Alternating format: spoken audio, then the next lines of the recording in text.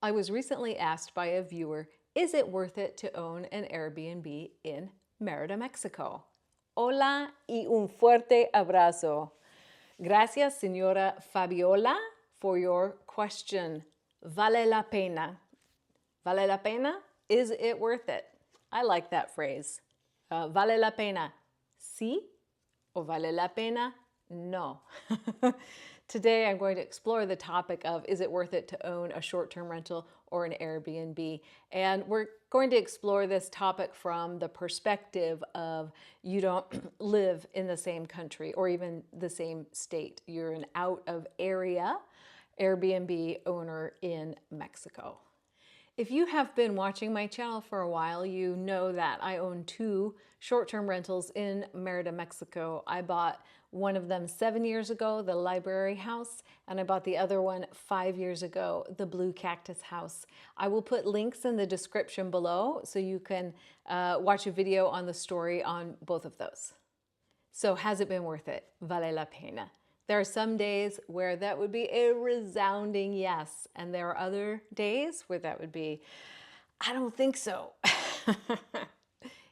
Vale la pena number one, being a good host. Yes, it is worth owning an Airbnb or a short-term rental. For me, I get a lot of satisfaction out of being a good host. You know, when a guest messages and says, oh, we tried the restaurant recommendations in your book and we loved it, or we had an amazing night's sleep, or, you know, the pool in the afternoon is really a lifesaver. And one of my favorites is right when somebody checks in and they send a message saying, we just got here, we love your place, this is great. For me, that's a big payoff. I really enjoy being an excellent host. Vale la pena? No. There are the occasional, very rare house guests that don't treat your house like the grown-ups you might expect them to be. Very rare though. And you know, it's a concrete house, really, what are you gonna do? I had someone, this was a few years back, but I had someone break my couch. I don't want to know, but my bad for purchasing kind of a cool vintage couch, and it wasn't super gorgeous, but not super strong. And the reason I had to buy that couch was really last minute. I had a guest stay and they had dogs, and at the time I allowed dogs, thinking it's a concrete house with pasta tile floors, what could possibly go wrong? Well, the dogs ruined the couch, and fortunately I was the next guest, and I had to throw away the couch. I mean, it was beyond, I had to throw it away, and it smelled the whole house.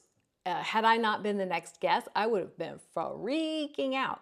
But I didn't have any time and went around the corner and bought, you know, a very cool artsy piece. And anyway, so this next guest who broke the couch, that's the end of my couch saga, by the way.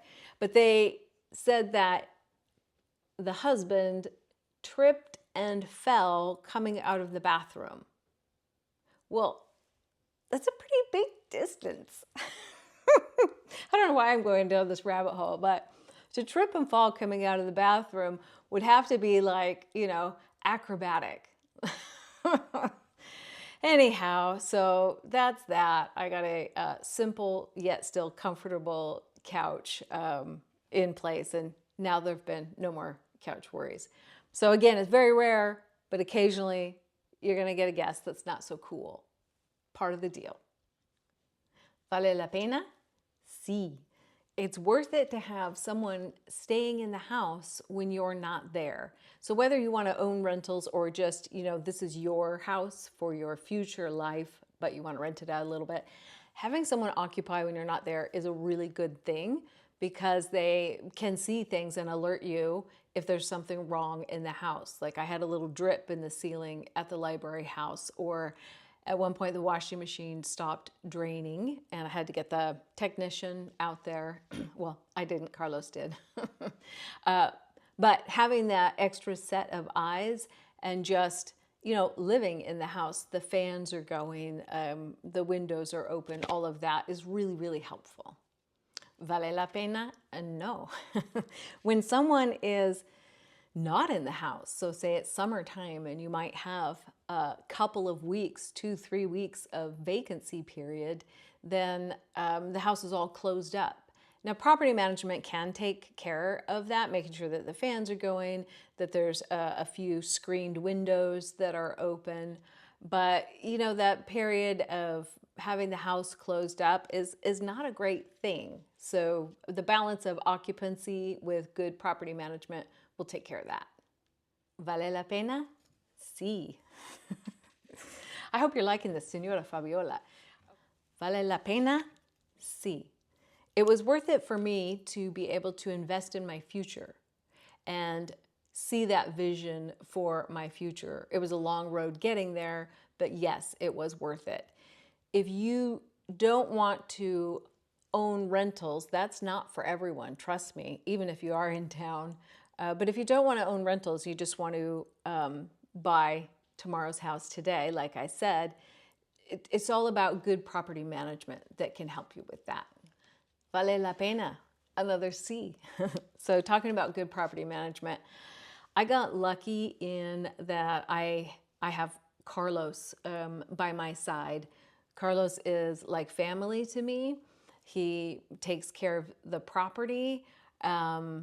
He's a wonderful person. I can't believe that, I lucked into having him be part of this process. But not everybody will be able to find that.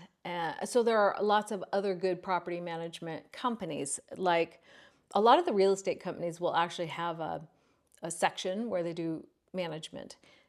Mexico International is one, Mérida Centro, Mérida Living has a property management company called PM23. And I just happened on this one because I stayed at one of their houses, Discovery Mérida, and see they've got this all the QR codes of their rentals. So if you are just picking up the house, you fall in love with this house, oh, this is it, but we can't move for 2 years, and you think you might want to try, let's rent it when we can't be there, then I suggest going with professional property management. Vale la pena? No. On that same vein of property management, I love Carlos, hands down, we're family. However, he's one person. And last year, he was in an auto accident. He's okay. The truck is not. But he was in an auto accident, and I didn't know. And he wasn't returning my call. And now I'm thinking the worst, like, oh my gosh, what happened to him? But I had a guest checking in. And normally there's the day before communication, like, oh, the pool keeper is done. Lupita's coming first thing in the morning. She'll be done by 9 a.m. and all of that. And I had a guest checking in, and it sent me in a bit of a panic first for Carlos because he's never not returned my call. And then secondly, it's like, I have a guest checking in. Has the pool been done? The housekeeping been done? And I called in a favor from a friend, and that's fine, but that's not really a backup plan. They had to, scramble to accommodate, and they got somebody over there to clean and all of that good stuff. But in that instance, I would recommend just having an actual company because they've got several people that work there, so someone can pick up if the other person can't be there. Is it worth it? Vale la pena? Sí. I don't know why this makes me laugh. I hope it's working. Anyhow, probably my very biggest is it worth it is the connections that I make with people that stay in the house. This part has been so much fun. I recently had someone stay at the Blue Cactus house, and she sent me a little video of her and her mom in the pool having a margarita saying, "Hi, Amy, we're here. We love your house and having so much fun." And that was the best. That was so much fun. And, other guests are starting to really feel like family. I've got 2 sets of couples that come every single year, and these guys are family. I love it. And I also really look forward to when they come. It gives me just a little bit of a mental break from the kind of worry overhead, because I know them, they know the house, and it's just really, really nice. So the connections with people for me has actually been the best part. Vale la pena? No. No. Well, not overall, no. The worry and the stress is really hard to describe, but things like, has housekeeping been there? Has the guest arrived? Sometimes if I don't hear anything, when I know that they should have already gotten to the house by then, that worries me a little bit. Is there enough credit on the electric bill? Right now, because I'm not living there full time yet, I'll pay forward on the electric bill a lot. And it's like, okay, what month is that going to tick down to where I have to re-up on how much do I owe on the electric bill? And these are things Carlos also keeps an eye on. Is anything going wrong with the house? Like just all the things that kind of gnaw on you, and they're just ever present. So there's a worry factor, and it just comes with, I guess, owning and maintaining property. Vale la pena? Sí. Is it worth it monetarily? And I know y'all want to know more about the money side of this. I will do an upcoming video on, I'll do my 2024 on the library house. That one will make the most sense, and I will do that upcoming. Today's video is obviously not as much about money. When you look at these listings on Airbnb and you see the nightly rate, you might think like, oh wow, that's a lot of money. The guest payout and what the guest pays and what the host gets are two different numbers. The breakdown is a little bit confusing, so I'm going to do a host payment breakdown for anyone who's interested in that. Please let me know if you are. But at the end of the day, it's worth it monetarily because I'm able to not have to pay out of pocket for things. It's just enough money to pay property management, electric. I rent that parking space for a whole year. Maintenance things, I have something coming up. Actually, it's just now started. A major roof fix at the library house that's costing that, and the front door is costing me about $4,000. Things like this. Some biannual cleaning of the mini splits, having those taken apart and cleaned and put back together. All of these things really add up. The fideicomiso I pay for every year. But there's enough income to where all of that covers itself, plus a little left over for profit. Vale la pena for hosting on Airbnb? Sí.